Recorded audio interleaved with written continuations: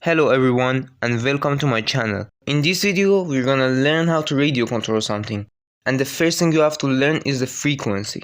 Frequency can be defined as the number of changing information per unit of time.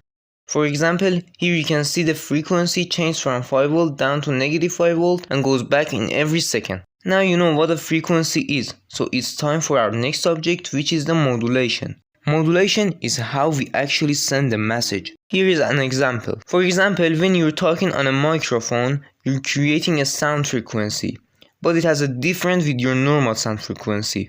The difference is your normal voice, which was just a change of pressure, has become a changing voltage by the help of the mic, and it's a voltage message now. But when it's time to send this message, it can't go so far away because it's too weak and don't have too much energy for handling long distances.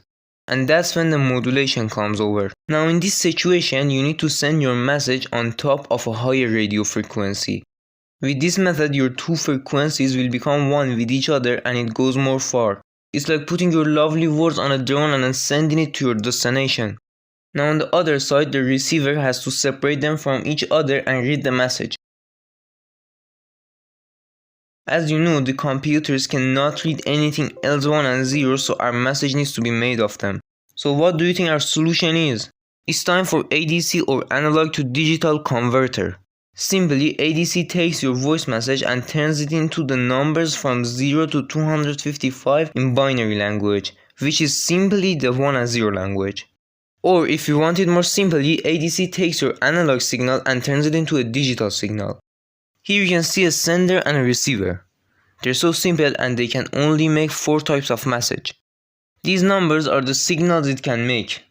Each button on the controller makes one of the message and the receiver activates one of the pins after reading them.